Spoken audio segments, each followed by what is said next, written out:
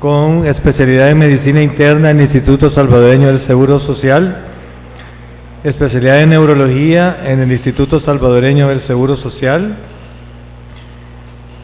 máster en Trastornos del Sueño de la Universidad Juan Pablo Olavide de Sevilla, diplomado de Formación Médica Superior a Profundidad en Neurología en la Universidad París-Este, Francia, diplomado interuniversitario de Epileptología en la Universidad de Lorraine, Francia, residente extranjero en la Unidad de Epileptología del Hospital La Salpêtrière de París, Francia, y actualmente médico neurólogo, coordinador de la Clínica de Epilepsia del Servicio de Neurología del Instituto Salvadoreño del Seguro Social.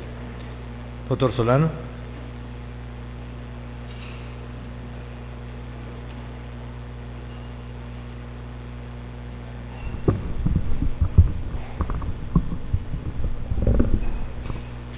Buenos días, gracias por su asistencia.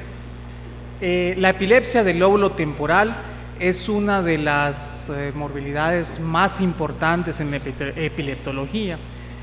Sabiendo que el 70% de todas las epilepsias en adultos son focales y solamente el 30% son generalizadas, la epilepsia del lóbulo temporal es la más frecuente de las epilepsias focales, por lo que esta representa para nosotros como epileptólogos el santo grial de la epilepsia.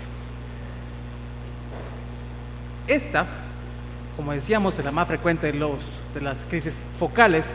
En los centros de alta especialización rondan entre el 60 al 70% de todas las epilepsias focales, con una prevalencia de arriba del 60% de los casos. Y es muy importante porque esta es la epilepsia que más frecuentemente se puede ofrecer un tratamiento quirúrgico, por lo que podría ser potencialmente curable. Un poco de historia. La primera descripción académica de lo que es la epilepsia del lóbulo temporal la hizo el señor Hurlin Jackson en el Queen's Square de Londres, allá por el siglo XIX. Es el padre de la epileptología, quien habló de una especie de realidad alterada o un estado de ensoñación en la vigilia, un dream state, para describir ese tipo de crisis.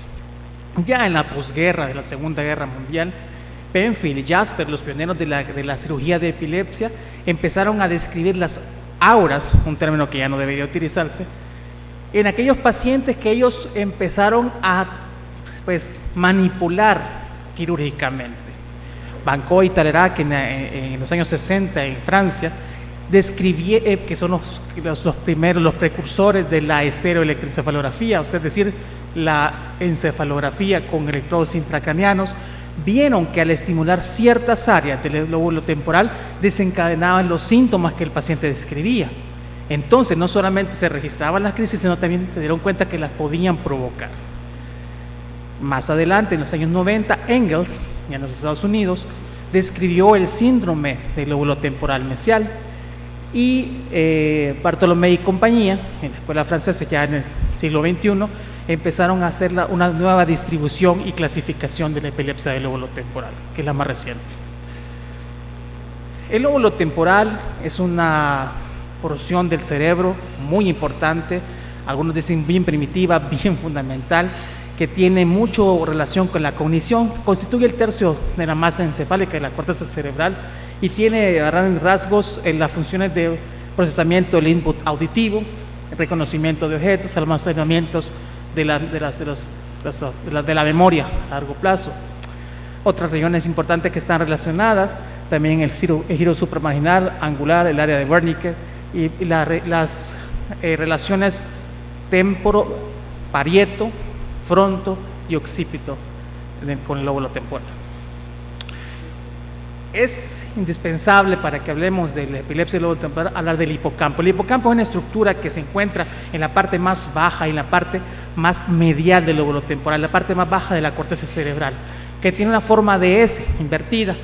Esta tiene una forma de caballito,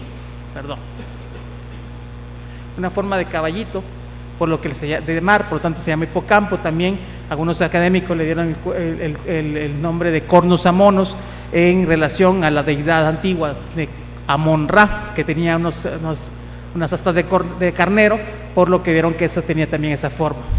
Esta estructura tiene como función 3 funciones fundamentales.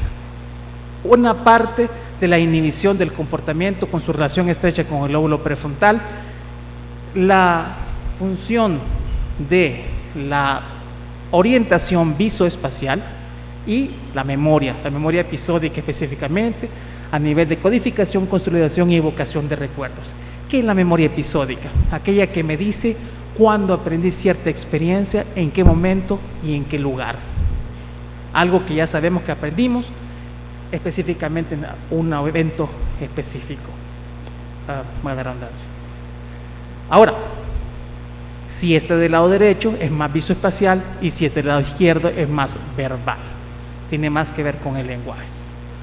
La amígdala es una estructura que se encuentra adelante y superior al hipocampo y que tiene como principal función la percepción y expresión de emociones, principalmente primitivas, como son el miedo. Y es una estructura importante tomar en cuenta para que veamos más adelante la sintomatología de las crisis, porque se dan en esta área, tienen una correlación anatómica. Otras estructuras importantes son el giro parahipocámpico, cisura colateral, que tienen una función de una memoria basada en la familiaridad. Yo esto lo he visto antes, yo a esta persona la conozco, yo ya he estado en este lugar o nunca he estado en este lugar. El giro fusiforme, que tiene la experiencia y análisis visual de las formas, expresiones emocionales de los rostros y del lenguaje. Es cuando podemos ver a una persona y reconocemos que está enojada o que está contenta, y así como la expresión del lenguaje en su tono. Y ya cuando nos vamos más a la parte más lateral del lóbulo temporal, vemos los giros temporales que pueden dividirse superior, medio e inferior.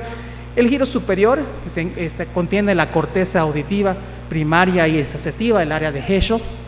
El medio tiene una función más de juicio a la de la distancia, el reconocimiento de los rostros. O sea, cómo sabemos que una persona está lejos o está cerca, el acceso al significado de las palabras durante la lectura, más que todo el lado izquierdo, y el área inferior, el área basal temporal del lenguaje, que en el lado izquierdo nos colabora con el lenguaje. Entonces, la Liga Internacional contra la Epilepsia, una clasificación muy práctica, clasifica la epilepsia del lóbulo temporal en 2 tipos: medial o mesial y lateral o neocortical, siendo que la mesial involucra las estructuras que habíamos dicho antes, como son el hipocampo, la amígdala, el giro parahipocampo, etcétera, y la lateral, los lóbulos temporales. Cada una de estas va a tener una sintomatología dependiendo de donde se encuentre el foco epileptógeno. Sin embargo, con el advenimiento de las nuevas tecnologías, la implantación de electrodos intracranianos, algunos teóricos dijeron que esto no era una clasificación adecuada y que podía ser más específica. Maillard, en el año 2004, dijo que no era todo lateral y mesial. Dijo que existía un punto intermedio entre mesial, medio lateral y lateral, teniendo sintomatologías diferentes cada una de las 3. Pero como la tecnología avanza y el tiempo también, el señor Fabrice Bartholomé, de la Escuela de Marsella, profesor de Maillard, dijo que esto aún se quedaba corto, y que existía efectivamente 2 categorías: la epilepsia del lóbulo temporal per se y la epilepsia del lóbulo temporal plus, siendo que la epilepsia del lóbulo temporal contenía las mediales, mediolaterales y laterales, como había dicho Maillard, pero también las temporales plus, que eran las que implicaban no solo el lóbulo temporal, sino también involucraban a otro lóbulo, como el temporal o el occipital. Entonces, para entrar en materia, la epilepsia del lóbulo temporal mesial es la más frecuente de todas. Engels, en el año 96, describió el síndrome de epilepsia del lóbulo temporal mesial, el cual sigue siendo vigente. Engels observó en su serie de pacientes que tenían antecedentes comunes, características clínicas de las crisis y datos del examen neurológico y paraclínico. Entonces, veía como cuántas cosas comunes, por ejemplo, que había una alta incidencia de convulsiones febriles en la infancia temprana. Además, un periodo de luna de miel que pasaban varios años y las crisis reemergían en la edad de la adolescencia adulto joven. Asimismo, frecuentemente eran resistentes al tratamiento, se volvían refractarias o de difícil control y habían alteraciones emocionales, depresivas, psicóticas asociadas.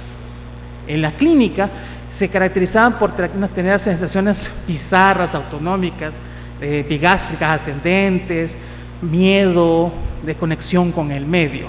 Rara vez se generalizaban y en la fase postcrítica el paciente quedaba confuso. Y paraclínicamente teníamos que el examen neurológico usualmente era normal, excepto ciertas alteraciones de la memoria. Generalmente la resonancia era anormal porque tenía alteraciones en la región del hipocampo. El electroencefalograma tenía actividad epiléptica en la región temporal, específicamente región temporal anterior, de izquierda o derecha, y había un deterioro de la memoria episódica por test neuropsicológicos. Entonces, ¿cuál es la sintomatología? ¿Y por qué hago tanto énfasis con esto?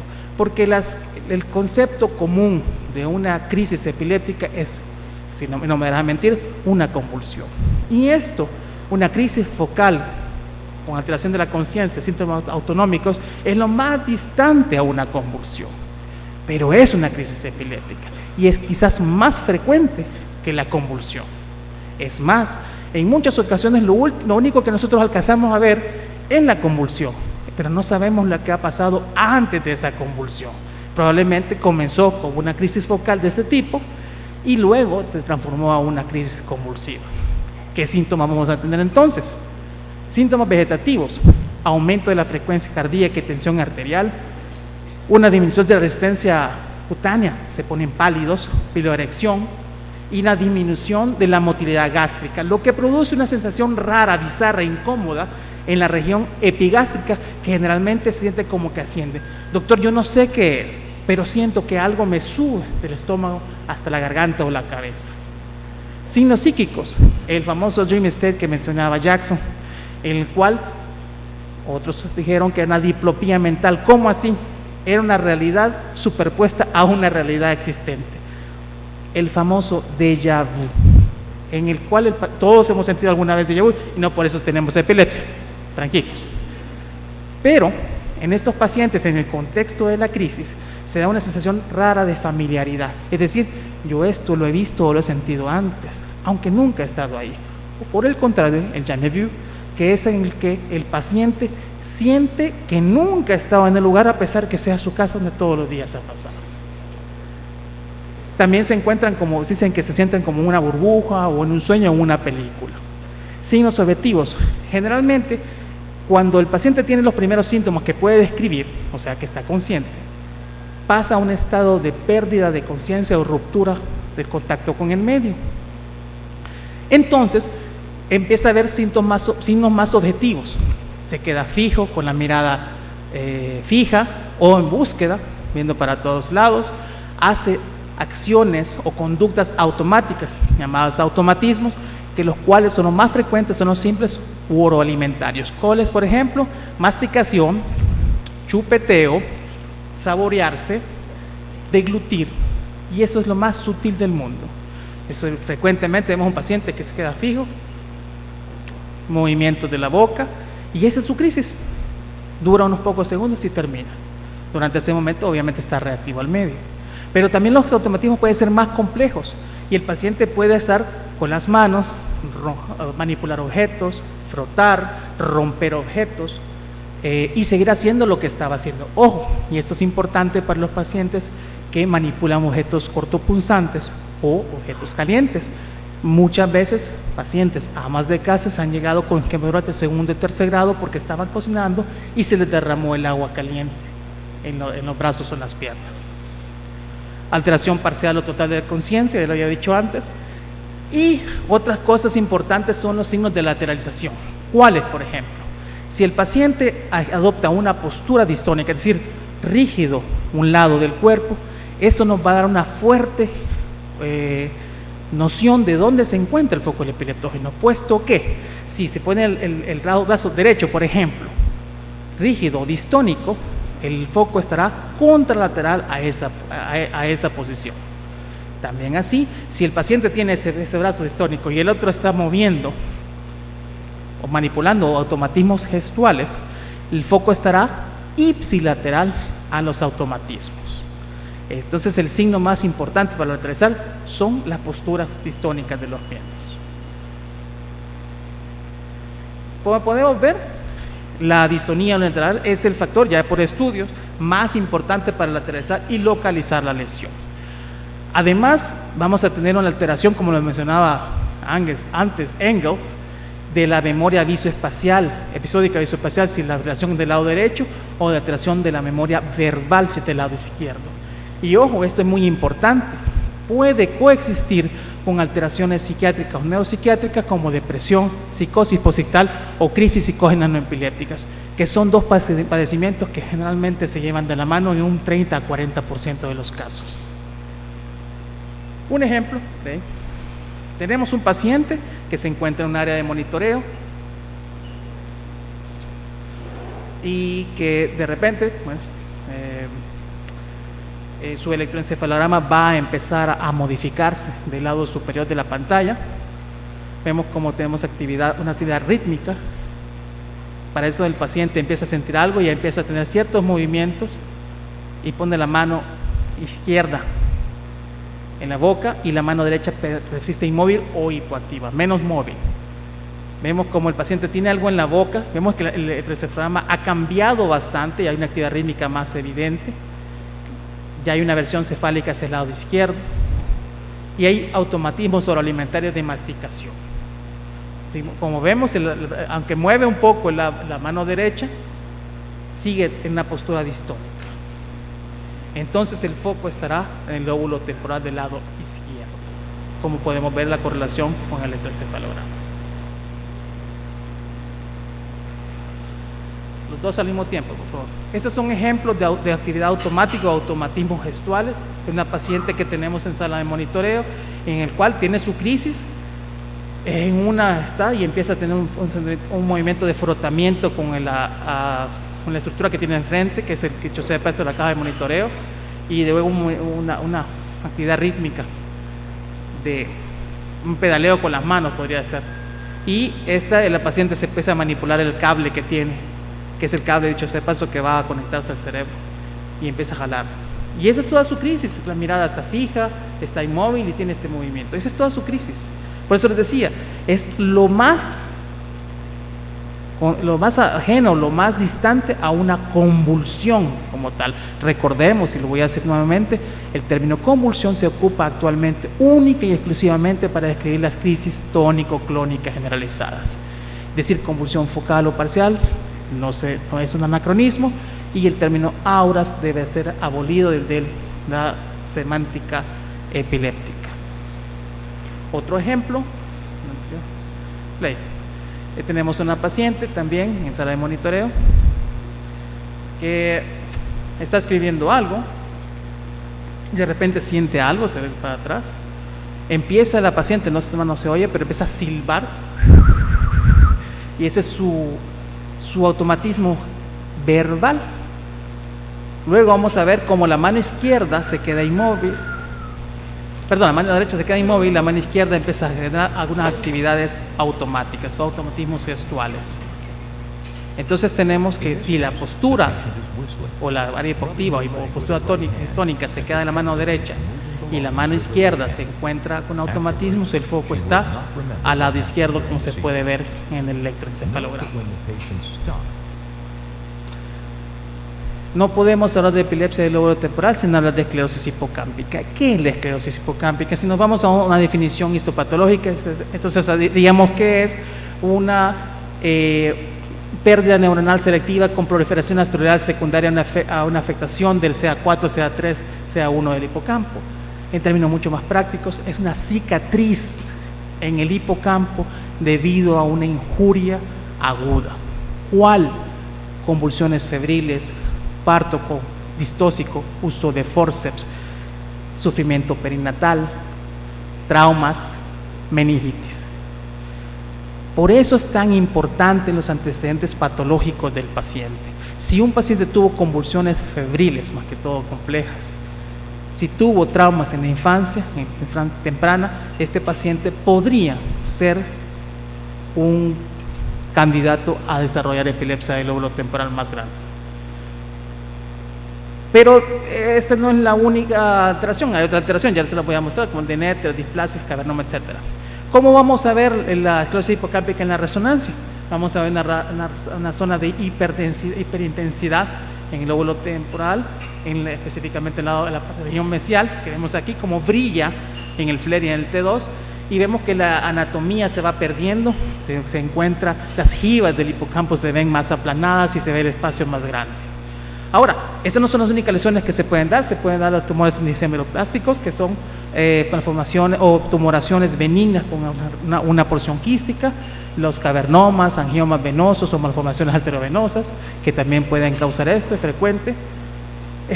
Característicamente en el electroencefalograma vamos a tener actividad epiléptica, que vemos una punta en la región temporal anterior, del lado izquierdo para el caso, y es bastante frecuente.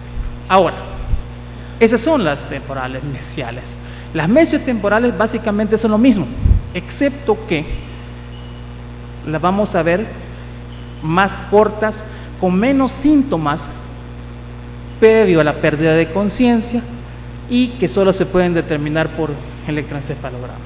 Más difícil hacerla, es un término más académico que clínico. Las epilepsias del lóbulo temporal o neocorticales tienen una sintomatología un poco más florida y aunque son menos frecuentes, son bastante dramáticas de ver, puesto que tienen el síntoma predominante aquí son las alucinaciones. Ojo, las alucinaciones en epilepsia rara vez van a ser complejas, generalmente son simples, como una deformidad de las cosas, una deformación de los sonidos, distorsión de los sonidos, y no van a ser, es como en el caso de la psiquiatría, alucinaciones complejas de que alguien me hable y me dice que me mate. Entonces, las alucinaciones visuales pueden ser, no vamos a ver personas que nos atacan, sino vamos a ver teleopsias, que los objetos, una distorsión en la distancia de los objetos, lo que está cerca lo voy a ver lejos y viceversa. Plagiopsias, por ejemplo, que las cosas las veo inclinadas, aunque estén rectas. Displatiopsias, que estén acostadas, aunque estén paradas. Acromatopsias, que no tienen color. O paliopsias, que es la visión frisada, es decir, que la misma cosa que estoy viendo aquí, cuando muevo la cabeza la sigo viendo la misma imagen. Es muy dramático. Alucinaciones auditivas, el más frecuentes, tinitos, ruidos, murmullos, distorsión de sonidos y voces. Y casos más excepcionales o más complejos. Ahí tenemos el ejemplo de Shostakovich, un músico ruso, quien compuso muchas de sus sinfonías en base a las alucinaciones auditivas que tenía. Muchas veces los pacientes dicen, yo oigo que me habla, y cuando le preguntamos, ¿y quién le habla? No sé. ¿Y qué le dice? Tampoco, no lo entiendo, es como un murmullo que siento en la cabeza. Y ellos pueden criticar, lo cual aleja mucho de un trastorno psiquiátrico. Signos objetivos, lo mismo que habíamos dicho, mirada fija, automatismos gestuales, verbales, y estos generalmente, estos tienen mayor propensión a generalizarse. Estos sí van a evolucionar más frecuentemente a una convulsión, diferente a la mesial, que generalmente se queda focal o localizada. Otras, las ergonofasias, más que todo del lado izquierdo, las ergonofasias, proferir vocablos incomprensibles, en el cual el paciente habla como que estuviera hablando, pero no se le entiende qué está diciendo. Alucinaciones auditivas y no comprensión del lenguaje, le están hablando, pero yo sé que me están hablando, no más que no comprendo, más que todo eso del lado izquierdo cuando está afectada el área de Wernicke. Y vemos cómo está en el lóbulo temporal, pero más que todo en el área cortical, en los lóbulos temporales superiores, medios y inferiores, como habíamos dicho antes. Una cosa muy importante es cuando se empezaron a ver cuál es el síntoma predominante entre las laterales y las mesiales, nos dimos cuenta que en las mesiales predominaba sensación epigástrica ascendente, era el síntoma más frecuente que en esta serie de casos. Y en el caso de las laterales, eran las alucinaciones ya sean visuales, auditivas u olfatorias. Recordemos las crisis alucinadas, en las cuales el paciente percibe un olor que nadie más percibe, que generalmente es desagradable. Ojo, las alucinaciones las sensaciones vegetativas son tan raras que pueden ser generalmente placenteras, pero en algunos casos son placenteras y hasta orgásmicas. Por eso hay pacientes que se niegan al tratamiento. Con el advenimiento del PET, la imagenología, es un examen con lo que se llama la imagenología funcional. Podemos marcar con un marcador radiactivo, para la redundancia, dónde se encuentra el foco epileptógeno, dónde se encuentra esa zona de metabolismo aumentado o disminuido. Y vemos como la diferencia entre una epilepsia del lóbulo temporal mesial, una lateral, que se ve más lateral como el nombre lo dice, y la temporal plus, que no solamente implica el lóbulo temporal. Vemos cómo se marca toda la región frontal, la región, aquí va para más para toda la región peninsular. Entonces, los académicos dijeron, existen las epilepsias temporales plus, que se dan más que todo cuando tenemos lesiones sumamente extensas del lóbulo temporal que abarcan e implican a otros lóbulos, de las cuales las más importantes eran las epilepsias del lóbulo temporal frontal y las temporosilvianas, cuyas manifestaciones eran híbridos tanto del lóbulo temporal como del lóbulo frontal. Como así, podían tener esa sensación de rising o de epigástrica ascendente, con sensaciones de desconexión con el medio, conductas inapropiadas, pedaleo, se daban principalmente durante el sueño. Muy difícil de hacer ese diagnóstico solo con la clínica. Y las temporoperisylvianas con un componente autonómico importante, puesto que implicaban el área operculoinsular, con saliveo, sensación de constricción, las alucinaciones gustativas o auditivas, y se hacían únicamente el diagnóstico certero con estereoelectroencefalografía, es decir, había que meter electrodos intracraneanos. Y para terminar, ¿por qué es tan importante para nosotros la epilepsia del lóbulo temporal? Por su tratamiento. Esas son las epilepsias que potencialmente nos van a dar más dolores de cabeza, pero también las que probablemente más les podamos ayudar. Las que nos van a quitar más el tiempo y las que vamos a invertir más tiempo. En la mayoría de los casos, 60-80% van a ser fármaco-resistentes. Y me permito recordar el concepto de fármaco-resistencia, que es aquella epilepsia en la cual no logramos alcanzar libertad de crisis. ¿Qué es libertad de crisis? Más de una crisis por año, en la cual ya hemos intentado 1 o 2 tratamientos, ya sea solos o en combinación, a dosis correctas, bien tolerados, y el paciente no mejora. O sea, es decir, persiste con al menos una crisis por año. Por eso les decía yo en las charlas anteriores, el concepto de que está bien porque solo tiene una crisis cada 3-4 meses, eso ya no es correcto. La idea es apuntarle al cero. Como médicos, nuestra misión es tratar de que ese paciente no tenga crisis, y el 60-70% de los pacientes lo logrará con 1 o 2 tratamientos. Pero este paciente generalmente se nos va a salir de la regla, y el 60-80% va a ser fármaco-resistente o de difícil control.